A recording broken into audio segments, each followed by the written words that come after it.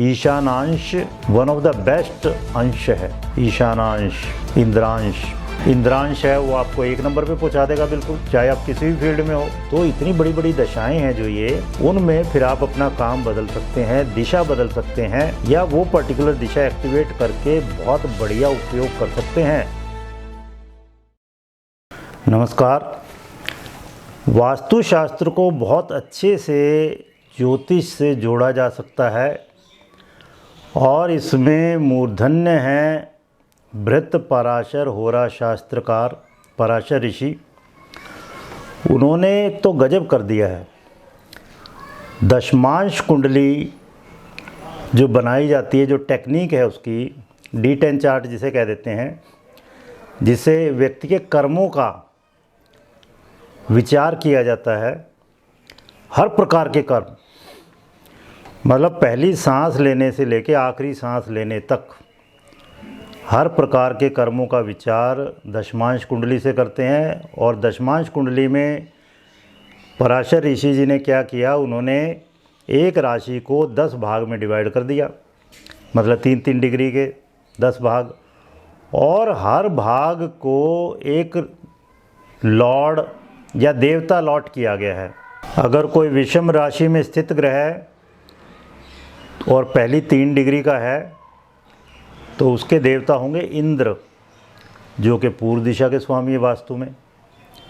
अगली 3 डिग्री 3 अंश के स्वामी होंगे अग्नि, फिर यम, निरृति या राक्षस कहा गया है, फिर वरुण, वायु, कुबेर, ईशान। ये 8 दिशाएं हो गई। देखो वास्तुशास्त्र में यही देवता हैं, दिग्पाल हैं 8 दिशाओं के। फिर ऊपर आकाश, उसके स्वामी ब्रह्मा हैं, उनको पद्मज कहा गया है, कमल पर विराजमान। और 10वें अनंत या शेष शाही भगवान विष्णु हरि। अब देखो, बिल्कुल वास्तुशास्त्र में 10 ये दिग्पाल हैं, और ज्योतिष में पराशर ऋषि ने 10 पार्ट करके हर राशि के, और उनको ये देवता लॉट किए हैं। मतलब ज्योतिष का बहुत गहरा संबंध है वास्तुशास्त्र से। वास्तुशास्त्र संहिता शास्त्र में आता है, संहिता ज्योतिष में। अब इसको कैसे अप्लाई करेंगे? अब आपकी दशा आ गई, मान लो ये 12वें भाव में मैं एक दिखा रहा हूँ शनि की, जो कि ईशानांश में है।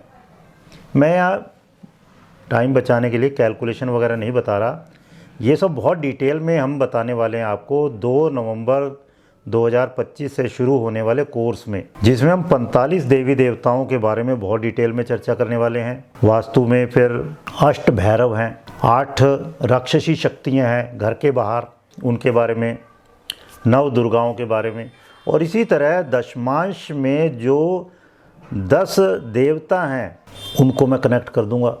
तो जिस तरह मैं बता रहा हूँ आपको, मान लो ये शनि है, 12वें भाव में बैठे हैं 11वीं राशि में, ये हैं ईशानांश में, और ईशान दिशा है भगवान शिव की, जुपिटर की। तो अब दशा चलेगी है 19 साल की। तो ऐसा व्यक्ति, उसके लिए ईशान दिशा बहुत ही शुभ हो जाएगी। या तो वो जिस घर में रह रहा है, जो ऑफिस है उसका, उसमें ईशान दिशा को एक्टिवेट कर ले। एक्टिवेट कैसे करते हैं आने वाले कोर्स में बताएंगे हम। कम से कम 7 क्राइटेरिया, बिना कोई ये पट्टी और ये पिरामिड चिपकाए, बिल्कुल लॉजिकल मैनर में एक्टिवेट करना बताया जाएगा दिशाओं को। तो वो दिशा एक्टिवेट कर ले, अपने घर की, अपने ऑफिस की। वास्तु में कहा गया ना, सभी दिशाएं खुली हों, सभी दिशाएं, इवन पाताल तक भी। मतलब जो ज़मीन है पूरी तरह से कंक्रीट नहीं बिछानी होती, कुछ जगह कच्ची रहनी चाहिए, खाली रहनी चाहिए। इस तरह से वो काम करेगी। घर में सब दिशाएं खुली हों, तो आप फिर पर्टिकुलर दशा के हिसाब से अपनी वो वाली दिशा एक्टिवेट कर सकते हैं।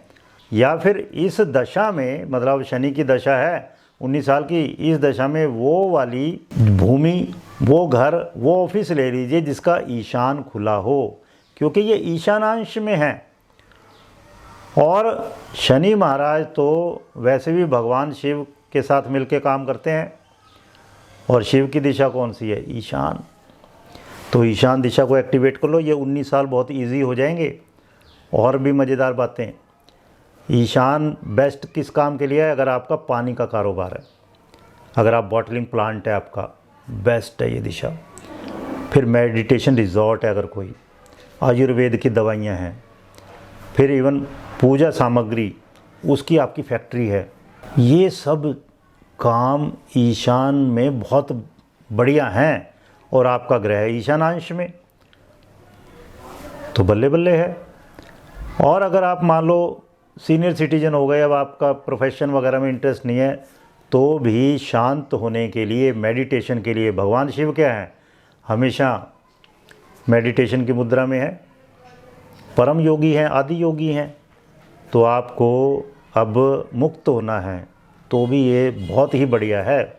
ईशानांश वन ऑफ द बेस्ट अंश है। इंद्रांश, ईशानांश, अनंतांश, ब्रह्मांश बहुत बढ़िया है ये। इसमें अगर आपके ग्रह बैठे हैं, इंद्रांश है वो आपको 1 नंबर पे पहुंचा देगा बिल्कुल, चाहे आप किसी भी फील्ड में हो। फिर यमांश में मान लो, यमांश में यम वहाँ के स्वामी है, दिग्पाल है, और वहाँ के ग्रह कौन है? मंगल। सीधा रिलेशन है इनका, मंगल का सीधा रिलेशन पुलिस और आर्मी से है। तो आप सिक्योरिटी पर्सनल सप्लाई करने का काम कर सकते हैं। किसी भी ऑर्गेनाइजेशन को सिक्योरिटी पर्सन चाहिए होते हैं, तो वो बहुत बढ़िया आपके लिए। या हैवी इंडस्ट्रीज़ हैं कोई भी, जिसमें केमिकल्स का यूज होता है, जिसमें हीट और इलेक्ट्रिसिटी का बहुत ज़्यादा मात्रा में यूज़ होता है। या अगर आपका गुरु यहाँ पर बैठा है मान लो यमांश में, मैं यहाँ दिखा रहा हूँ एक कुंडली आपको, तो आप यम क्या है? बहुत अच्छे टीचर हैं। कर्म कैसे करें वो हमें सिखाते हैं। नचिकेता को उन्होंने उपदेश दिया था, परम उपदेश, मृत्यु का, मृत्यु के भय से कैसे मुक्त हुआ जाए। तो वो बहुत अच्छे गुरु हैं, टीचर हैं। तो आप बहुत अच्छे टीचर हो सकते हैं, अपनी एजुकेशनल इंस्टीट्यूट खोल सकते हो, आप स्कूल कॉलेज एस्टेब्लिश कर सकते हो। आजकल तो आप देखो ये मेडिकल और इंजीनियरिंग की तैयारी कराने वाले, उन्होंने इतनी बड़ी बड़ी इंस्टीट्यूट खोल ली हैं, उसके IPO आ गए हैं, मार्केट में, शेयर मार्केट में लिस्ट हो गए हैं।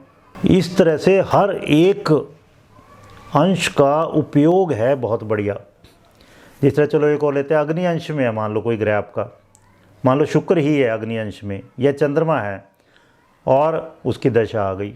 अब शुक्र की दशा 20 साल की होती है, चंद्रमा की 10 साल की, और इनका रिलेशन कुकिंग से, खाने पीने की चीज़ों से भी है। चंद्रमा का तो डायरेक्ट कहते ही हैं, और शुक्र द्वितीयेश हैं काल पुरुष की कुंडली में।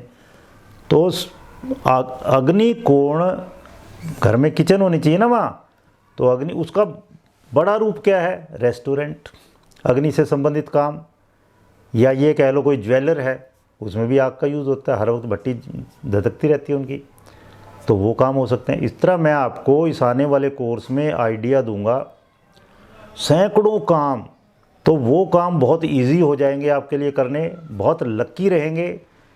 वक्त के हिसाब से काम बदलते रहते हैं व्यक्ति के। मान लो अष्टम का प्रभाव है आपके दशम पर, तो इस तरह से पंचम, पंचमेश, दशमेश का संबंध है, काम बदलते रहेंगे। तो इतनी बड़ी बड़ी दशाएं हैं जो ये, उनमें फिर आप अपना काम बदल सकते हैं, दिशा बदल सकते हैं, या वो पर्टिकुलर दिशा एक्टिवेट करके बहुत बढ़िया उपयोग कर सकते हैं ज्योतिष और वास्तु का। अब यहाँ पर देखिए 11वीं राशि में जो शनि है, 11वीं राशि कहाँ है? 12वें भाव में। 12वां भाव है काल पुरुष की कुंडली में मीन राशि। मीन राशि मतलब बहुत बड़ी जल राशि, संगम। तो ऐसा व्यक्ति ऐसी जगह जाकर रहे, अपने घर से दूर जाकर रहे, विदेश है ये, या निर्जन स्थान कह लो, जहाँ पे बहुत कम लोगों की आवाजाही हो, जहाँ अपेक्षाकृत शांति हो। फिर इसको देख लो नवांश में कहाँ गई ये। अब ये शनि नवांश में चला गया, दशम भाव में, दूसरी राशि में, धन की राशि है, मतलब ये आदमी काम भी करेगा, उस वक्त धन भी कमाएगा। और दशमांश में, दशमांश, पूरा दशमांश जो है उसमें हर प्रकार के कर्म देखे जाते हैं, लेकिन दशमांश यानी D10 के दशम भाव से देखते हैं सोर्स ऑफ इनकम, आपका प्रोफेशन, मेनली कमाने के लिए क्या करते हैं आप। तो यहाँ पर ये चला गया छठी राशि में।